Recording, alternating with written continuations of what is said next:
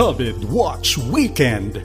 Review ng mga nagaganap sa nakaraang linggo sa ating laban kontra COVID-19. Pagkilala sa mga frontliners, talakayan sa iba't ibang issue kaugnay ng pandemya at pagtunghay sa sinasabi ng Biblia sa nararanasan nating krisis. COVID Watch Weekend. Magandang araw, ito po si Heidi Bernardo Sampang para sa isa na namang edisyon ng COVID Watch Weekend. Sa ating balitang COVID Watch, ang mga concerns tungkol sa mabilis na pagkalat ng Delta variant, gayon din ang pangangailangan ng oxygen sa mga susunod na araw, ang umiiral na ECQ sa NCR at ang balita tungkol sa bakuna sa ating bansa. Makikilala din natin mamaya ang ating Frontliner of the Week na iyahatid ni Joy Kawayan Combatier. Mayroon ding special report si Mari Boyles Aragona tungkol sa mga karanasan sa work from home. At maririnig din natin mula kay FEBC Philippines President Dan Andrew Cura ang isang pagbubulay mula sa Jeremias 29. COVID-19 Watch. Ipinagpapalagay na ng Department of Health na mayroon ng community transmission ng mas nakakahawang COVID-19 Delta variant sa bansa. Ito ay sa harap ng mabagal na resulta ng genome sequencing na magkukumpirma sa tunay na estado nito sa Pilipinas. Ngunit ayon kay Health Undersecretary Maria Rosario Vergere, mapapansin na ang exponential rise sa weekly average ng COVID-19 cases sa nakalipas na 14 na araw, na ngayon ay nasa 7,000 hanggang 8,000 kumpara sa 5,000 hanggang 6,000 sa nagdaang linggo. Pinangangambahan na nasa pagitan ng 18,000 hanggang 30,000 ang magiging aktibong kaso sa pagtatapos ng Setyembre. Ngunit posible anyang magbago ang mga datos dulot ng mga pagbabago sa trend. Kaya ayon kay Vergere, dapat nang paghandaan ang worst case scenario at pangangalaga sa severe at critical cases. Sa harap nito, payo naman ng World Health Organization Country Representative na si Dr. Rabindra Abeyasing na dapat nang mag-imbak ng oxygen supplies ang mga ospital sa bansa para paghandaan ang kaparehong sitwasyon na nangyayari sa India, Indonesia at Myanmar. Hinimok naman ni Trade and Industry Secretary Ramon Lopez ang oxygen manufacturers na damihan na ang kanilang supply upang maiwasan ang kakapusan. Hindi rin anya inaalis ang posibilidad na mag-import ng oxygen supply kung kakailanganin. Nagpasalamat si Pangulong Rodrigo Duterte sa pagdating sa Pilipinas kamakailan ng donasyon ng Estados Unidos na nasa 3,060,000 doses ng Moderna anti-COVID-19 vaccine. Ito na ang ikalawang shipment ng mga bakuna mula sa Amerika sa taong 2021. Pinangunahan ng Pangulo ang pagsalubong sa mga bakuna sa Villamor Air Base sa Pasay, kasama ang ilang opisyal mula sa National Task Force Against COVID-19, IATF at Embassy of the United States of America to the Philippines. Matatandaan na nitong buwan ng Hulyo, nakatanggap din ang bansa ng mahigit 3 milyong doses ng Johnson & Johnson COVID vaccines mula rin sa US government. Samantala, ilalarga na ng AirAsia Philippines ang isang digital vaccine passport sa layong pag-aanin ang travel requirements ng mga biyahero at tulungan ang pamahalaan na masawata ang mga pekeng COVID-19 tests. Isang mobile app ang gagamitin ng AirAsia para dito at target itong subukan sa loob ng buwang kasalukuyan. Nakikipag-ugnayan na ang AirAsia sa Department of Information and Communications Technology para matiyak na masusunod nila ang requirements para sa vaccine passport. Nagbabala ang National Task Force Against COVID-19 na posibleng maging susunod na India ang Pilipinas kung hindi ipatutupad ang hard lockdown sa Metro Manila. Matatandaan na mahigit 400,000 katao ang nasawi sa India dahil sa pananalasa ng COVID-19 Delta variant ngayong taon. Binigyang diin ni NTF Against COVID-19 Chief Implementer, Secretary Carlito Galvez Jr. na kailangang pigilan ang pagkalat ng virus sa pamamagitan ng Enhanced Community Quarantine ngayong Agosto upang matiyak ang pag-angat ng ekonomiya sa pagtatapos ng taon. Sinang-ayunan umano ito ng business sector dahil kung hindi magiging maagap sa pagkontrol sa Delta variant, maaaring hindi na makabawi ang mga negosyo sa ika-4 na quarter ng 2021. Pangunahing problema pa rin sa Pilipinas sa laban kontra COVID-19 ang kakulangan ng contact tracers. Ayon kay Baguio City Mayor Benjamin Magalong, ito pa rin ang malaking problema sa harap ng banta ng Delta variant ngayon. Ayon sa mga local government officials, kailangan nila ng karagdagang pondo para makapag-hire ng dagdag na contact tracers kasunod ng pagkakapaso ng Bayanihan 2 Law noong Hunyo.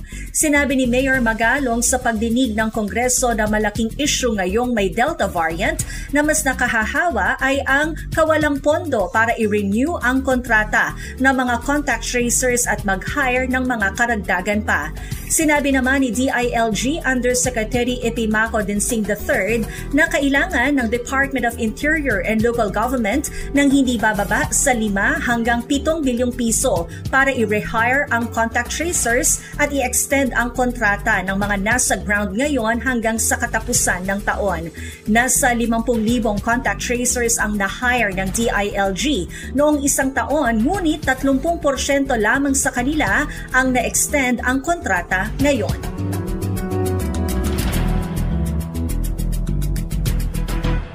Ang ating pong frontliner of the week ay si Arben Palmes, isang registered nurse. Siya ay Nurse 1 sa DOH Region 12 at naka-assign sa Barangay Poblacion, Tiboli, South Cotabato. Para ipakilala siya, narito si Joy Kawayan Combatier. Malaki ang papel na ginagampanan ng mga community nurse upang mapaglabanan ang pandemyang dala ng COVID-19 sa bawat komunidad. Sila ang nakatutok sa mga barangay upang mabigyan ang mga mamamayan ng kaukulang impormasyon at serbisyo at kalinga naman sa mga nasa quarantine at isolation facility. Ibinahagi ng ating frontliner of the week na si Arben Palmes ang kanilang ginagawa bilang community nurse sa Barangay Poblacion sa bayan ng Tiboli, South Cotabato. Actually po, napaka-challenging po talaga yung work namin ngayon as a frontliner. Siyempre po, bilang isang nurse na naka-assign sa community, specifically po sa Barangay Poblacion ng bayan ng Tiboli, nadagdagan po yung work namin, lalong-lalo na po sa pag-prevent po ng COVID-19 sa ating pong komunidad. Yung responsibility po namin ngayon, kami po ay nagbabantay, lalong-lalo na po sa mga naka-quarantine po nating mga patient, yung ating po mga returning OFWs, yung ating po mga LSI, at maging yung ating po mga traveler. And of course po, yung ating po mga positive po ng mga clients. So, binibigyan po natin sila ng mga tamang serbisyo para madali po sila makarecover po sa COVID-19. Nakaseparate din po yung isolation ng mga nagka-COVID natin, mga mamamayan. And then po, dahil meron din pong rest bakuna, yung pagpapakuna po ng ating mga mamamayan sa COVID vaccine. So, kami din po ay naitalaga para magbigay serbisyo po sa pagbabakuna ng ating mga mamamayan sa bayan ng Tiboli. Sa ngayon po, nasa A1, A2, A3 group pa rin po kami sa pagbabakuna po ng ating COVID vaccine. So patuloy po natin pinapabakunahan yung ating mga mamamayan sa Tiboli ng ating COVID vaccine. Ibinahagi rin ng ating community nurse kung ano ang ginagawang stratehiya ng lokal na pamahalaan upang hindi umakyat ang kaso ng COVID-19 sa Tiboli at gaano kahalaga ang kooperasyon ng bawat isa. Yung LGU Tiboli po, sa tulong din po ng ating Municipal Health Office ng Tiboli, patuloy po namin i-stress po sa mga mamamayan ng Tiboli yung ating po mga health protocols, yung ating po mga social distancing sa mga public areas po, yung palaging pag-wear ng mask, and of course po, yung palagi rin pong paghugas ng kamay. And then po, meron po tayong rules na yung 18 years old pababa po, hindi pa po pwedeng lumabas sa bayan ng Tiboli, and din po yung mga senior citizens po natin dahil sila po yung mga tinatawag nating vulnerable groups po na madaling mahawaan po ng COVID-19. Lahat po ng mga positive patients po namin, required po talaga na nasa isolation facility para po mas ma-monitor po namin sila kasi po kami mga nurses po ay 24/7 na naka-duty po doon sa isolation facility. So far, hindi po kami nahihirapan sa pagpapatupad po ng ating mga health protocols sa lahat po ng mamamayan ng Tiboli dahil very cooperative po yung ating mga mamamayan. Naging maganda naman ang tugon ngayon ng mga indigenous peoples sa bayan ng Tiboli sa vaccination program ng gobyerno kung kaya't hindi na nahirapan sa bakuna ang ating mga frontline health worker. Compare po nung mga nauna pong months po, so mas marami-rami na po yung nagpapabakuna po ngayon. Siguro po dahil po mas na-realize na po nila yung importansya po ng COVID vaccine po sa kanilang kalusugan. The senior citizen and of course po yung ating mga person with comorbidities, yung mga individual po natin na mayroong pong existing illnesses at diseases po. Good news po dahil yung ating A1 group, yung ating medical frontliners po ay kompleto na po. Naka 100% na po kami sa bayan ng Tiboli. So wala na pong kulang. Kung meron pa pong mga individual na mag-submit na kanilang sarili, we are still open po para mabakunahan po sila. Compare po sa mga previous months, lalo-lalo na po ngayong week po, nung mga nakaraang araw po, kasi po yung in-introduce po na vaccine ay yung Johnson & Johnson, yung Janssen. So grabe po talaga yung adherence ng mamamayan ng Tiboli sa vaccine na yun. Nag-overtime pa po kami para lahat po na nandoon po sa ating area of vaccination ay makiter po or mapabakunahan. So sa ganung status po, masabi ko po na sobrang taas na po yung COVID immunization status natin sa bayan ng Tiboli. Upang maiwasan ang hamon ng Delta variant, mas pinaigting pa ng bayan ng Tiboli ang health education sa kanilang komunidad. Regarding po sa Delta variant ngayon yung nakapasok po sa ating bansa, bilang isang nurse po sa bayan ng Tiboli, yung masasuggest lang po talaga namin is malaking tulong talaga po yung pagbabakuna para po maproteksyonan po yung ating sarili. Kaya nga, yung makasamahan ko pong nurses sa iba't ibang barangay ng bayan ng Tiboli, talagang pinaiting po nila yung tinatawag na health education, yung pagpapangaral po sa ating mga mamamayan ng Tiboli, yung importansya o yung kahalagahan ng pagbabakuna. So yun po talaga yung isang way po para maiwasan po yung pagkakaroon po ng COVID. And at the same time, yung basic health protocols po natin. Ibinahagi rin ng ating frontliner kung paano mapaglabanan ang stress at mapanatili ang magandang pananaw sa buhay. Ngayon po, hindi po talaga ako ganun ka-stress. Kasi po, for me hindi ko siya talaga iniisip. Although na mayroong mga hardships or mga challenges sa work po namin, pero hindi ko po yun siya talaga iniisip. Nasa mindset kasi yun ng tao, kapag inisip mo na stress talaga yun siya. Pero para sa akin kasi, ginagawa ko na lang yung mga bagay na yun na mapabukti po. Pero sa mga tao naman po na talagang stress na po sila sa buhay, nafe-feel ko din sila. So yung masasuggest ko na lang po siguro is always have that positive mindset po. Tapos po, manalig po sa Diyos na tulungan po kayo sa inyo pong mga pinagdadaanan. Para kay Arben Palmes, may mga positibong dulot sa kanya ang nararanasang pandemya at may mga ibinahagi siyang mga naituro nito sa atin. Yung magagandang naidulot po ng pandemic, ng COVID-19 po sa atin. Sa akin po, mas nagkaroon po ako ng maraming time sa aking sarili, maraming time din po with my families, with my loved ones, and my friends po.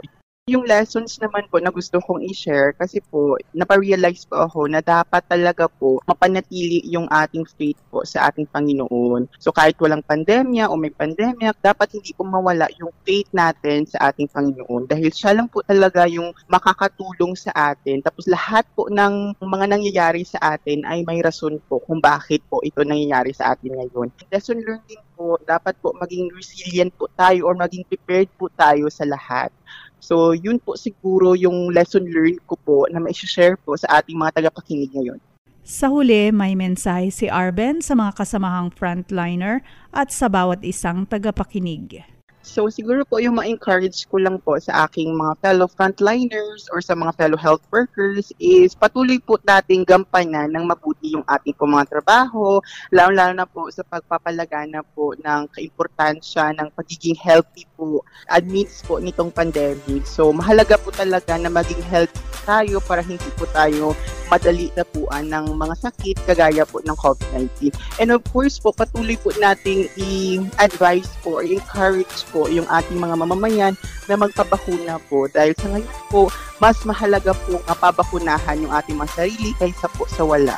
Gaya ng paalala ng ating frontliner, anuman ang mangyari, patuloy na manalig sa Panginoon at laging alalahanin ang isinulat sa mga taga-Roma 8:28. Alam nating sa lahat ng bagay ay gumagawa ang Diyos para sa ikabubuti ng mga nagmamahal sa Kanya. Silang mga tinawag ayon sa Kanyang layunin.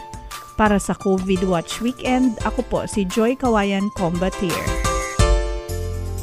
Salamat Joy at salamat Nurse Arben. Patuloy po kaming tumatanggap ng inyong tulong pinansyal para po sa ating gawain dito sa FEBC Philippines. Bisitahin lang po yung webpage na donatenow.febc.ph o tumawag sa 0947-333-5605 para sa detalye. Maaari rin pong mag-donate sa pamamagitan ng GCash. Sa pagpapatuloy ng COVID Watch Weekend, kumustahin natin ang naging takbo ng trabaho ng isang napilitang mag-work from home mula sa lungsod ng Davao. Narito ang special report ni Mari Boyles Aragona. Mahigit 500 araw mula nang magpatupad ng lockdown sa bansa dulot ng COVID-19 ay muli na namang babalik ang Metro Manila sa pinaka-restrictive na regulation ng community quarantine, ang ECQ o Enhanced Community Quarantine. Sa muling pagbabalik ng ECQ, kailangan na namang magsara o mag-operate sa limited capacity ng maraming mga industriya at establishmento at ang mga trabahong nagsimula ng mag-on-site work ay mapipilitan na namang bumalik sa work from home setup. Ito ay bagamat marami pa sa mamamayang Pilipino ang hanggang ngayon ay nakakaranas pa rin ng challenges at nag-a-adjust sa remote work setup. Nakapanayam ni Justoni Mantalaba mula sa 1197 DXFE Davao ang isang sales employee na si Mr. Camte Albania upang magbahagi ng kanyang karanasan sa work from home setup. Narito ang kanilang panayam. Kailan ba nagsimulang mag-work from home? I started working from home since 4th week of March 2020. That was the peak of the pandemic, no? Back then, I was still in Cebu. We're all not prepared to having embraced this kind of work setup. Knowing also na, we're used to report to the office and just do all the responsibilities there. Mahirap talaga siya, no? It's hard. All the resources were available at my working place, sa office. Yung kilos mo is very limited. Even when you transport, no, from one place to the other, to do business meetings, kasi nasa sales ako. It has to go through some checkpoints pa, and we were all mandated to follow the standard protocols, which was imposed by the IATF or DOH. So with the face-to-face meetings, no, even the face-to-face meetings were suspended, and mahirap, and even contract signing were done virtually. So it is very challenging as most of our clients, were very traditional and not used to do business transactions online. Working from home is very difficult also because factor in mo din yung internet connectivity mo. While you try to be productive at the comfort of your own house, you need to have at least a stable Wi-Fi connection for you to, not get distracted para tuloy-tuloy yung meetings, and, you make sure na walang maingay, walang yung mga tahol ng aso. Well, the bad side of it, you're quite becoming less productive in general because you can't separate your attention when you're working from home. Okay siya in a sense na, of course, you don't need to travel ng malayo, and you're just here with your family. So, but on the other hand, yun yung mga factors na challenges when you're working from home. I mean, iba pa rin kasi yung nasa office ka kasi yung mindset mo, when you're in the office, focus ka lang sa goals mo, trabaho lang. And then the moment you step out of the office or your working area, parang you shift naman to have a quality time with your family or loved ones. Medyo challenging lang talaga, especially if you don't have enough resources for you to be able to effectively work from home. Ano yung motivation mo para hindi mawalan ng pag-asa, especially as you work from home and may mga transaction na hindi na siguro natuloy dahil sa pandemic? Of course, si God and then family. Despite kasi all the challenges, or when, face a bigger responsibilities that is all new to you, makaka-down talaga kasi itong pandemic talaga totally parang 360 adjustment talaga to sa atin lahat. I mean, limited lahat. Yung movement natin lahat limited. And we have to be cautious at least kasi mahirap na mahawaan ng virus. So motivation, family, and then God, and then family, and then you really need to keep yourself moving, no? And then at pace with the current situation. Otherwise, maiiwan or malulunod ka talaga sa anxiety or depression. And of course, more importantly, we have a big God and full of grace. So there's always a big hope. Better things are yet to come. No, we just have to hang on, kapit lang kay Lord. Siya naman talaga yung may hawak ng future natin. No. Isang hakbang sa tamang direksyon ang muling pagpapatupad ng lockdown lalo na sa NCR upang mapigilang lumala pa ang pagkalat ng Delta variant ng COVID-19 sa bansa. Gayunman hindi may kakailang ang disruption nito sa buhay ng ating mga mamamayan ay maaring muling magdulot ng mga panibago at nagpapatuloy na challenges. Sa ngayon, ang tanging maaari nating gawin ay manatiling resilient at kumapit sa pag-asa. Para sa FEBC News, ako po si Mari Boyles Aragona.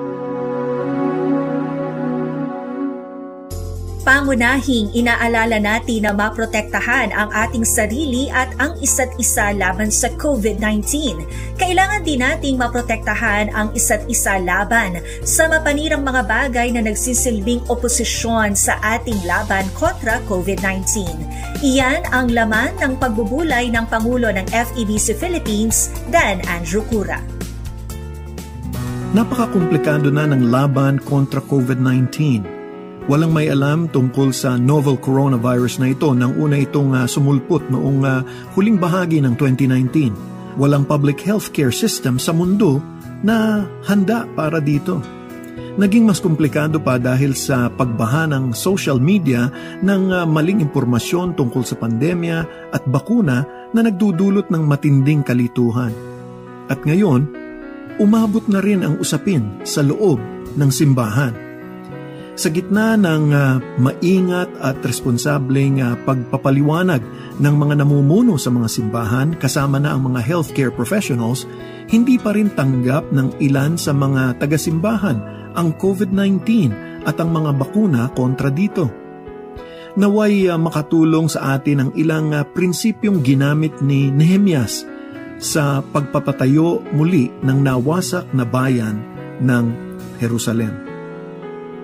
Mula ng araw na iyon, kalahati lang ng mga tauhan ko ang gumagawa ng pader dahil ang kalahati ay nagbabantay na may sibat, pananggalang, palaso at panangga sa dibdib. Ang mga opisyal ay nakatayo sa likod ng mga mamamayan ng Huda na gumagawa ng pader. Ang isang kamay ng mga nagtatrabaho ay may hawak na mga gamit sa paggawa at ang isa namang kamay ay may hawak na sandata at nakasukbit sa baywang nila ang espada.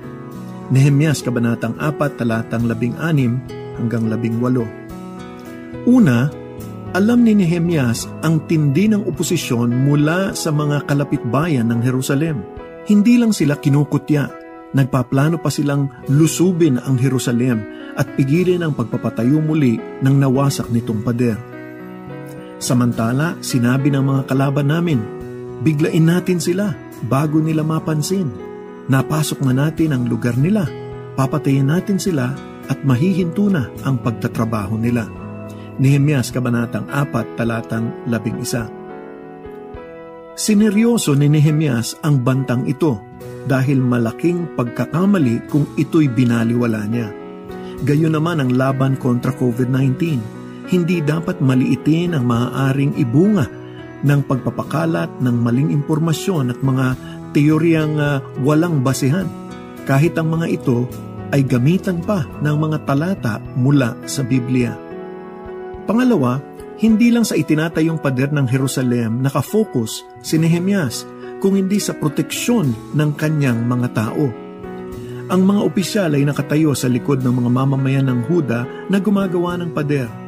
Ang isang kamay ng mga nagtatrabaho ay may hawak na mga gamit sa paggawa, at ang isa namang kamay ay may hawak na sandata at nakasukbit sa baywang nila ang espada. Nehemias, Kabanatang 4, talatang 16. Kasing halaga ito ng ginagawa nilang pader. Sa paghahanap ng pangmatagalang solusyon sa pandemya ng COVID-19, hindi lang ang coronavirus ang kalaban, kung hindi ang mga salita at kilos ng mga naghahasik ng kalituhan at takot at pumapawi sa pag-asa at kapanatagan ng mga mamamayan. Pangatlo, hindi nagdalawang isip si Nehemias na alisin ang kalahati ng mga kalalakihan sa trabaho at italaga sila para maging bantay. Hindi naging madali ito dahil babagal ang trabaho at mangangahulugan ng sakripisyo para sa lahat. Ngunit ginawa ni Nehemias dahil sa pagpapahalaga niya sa kaligtasan ng kanyang mga mamamayan. Kaya patuloy ang paggawa namin mula madaling araw hanggang takip silim. At ang kalahati ng mga tao ay nagbabantay na may dalang sandata. Nehemias, Kabanatang 4, talatang 21. May kahalong sakripisyo ang bawat pangarap na gusto nating abutin. Sa sports ika nga, no pain, no gain. Sa laban natin sa pandemyang ito, hindi maaaring walang maghirap at magsakripisyo at magbuwis pa ng buhay. Lahat tayo ay bantay. Tiyakin nating na ipagkakaloob natin sa lahat ang mga kinakailangang suporta. Pangapat, hindi nawala ang tiwala ni Nehemias sa Diyos. Tuwing may makararating na banta o pananakot ang kaaway, ibinabaling ni Nehemias ang puso't isipan ng mga tao sa Panginoon. Huwag kayong matakot sa mga kalaban. Alalahanin natin ang makapangyarihan at kamanghamanghang Panginoon. Nehemias, Kabanatang 4, talatang 14. At sa tamang panahon, sa ilalim ng pamumuno ni Nehemias, itinayong muli ng dakilang Diyos ang pader ng kanyang lungsod na Jerusalem. Madaling makaligtaan na ang laban kontra COVID-19 ay laban ng Panginoon. Gagamitin niya ang mga eksperto at mga healthcare professionals at frontliners. Ngunit alalahanin natin, ang lubusang tiwala natin ay nararapat lang na ibigay sa ating Panginoon at wala nang iba.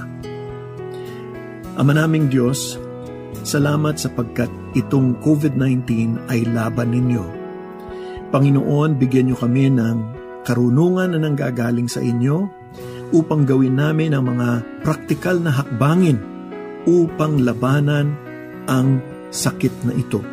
Kung ito man ay ang pagsusuot ng mask, ang paghuhugas ng kamay, ang paglalayo-layo at ang pagbabakuna.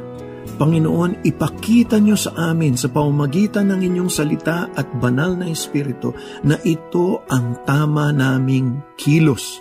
Sapagkat alam namin, Panginoon, na kayo ang pinakamakapangyarihan sa lahat, ngunit kami rin ay may responsibilidad na kumilos ng ayon sa karunungan na bigay ng inyong salita. At ito, Panginoon, ang dalangin namin na kami ay makatulong sa aming kapwa at hindi pa kami ang magdala ng kalituhan, bagkus kami ang magdadala ng liwanag at tamang pagtuturo sa darating na mga araw. Panginoon, salamat sa pagpapakita sa amin na ang COVID-19 ay hindi lang ang kalaban, kung hindi ang kasinungalingan at kalituhan na dala ng kaaway. Ito po ang aming samot dalangin sa ngalan ni Jesus. Amen at Amen.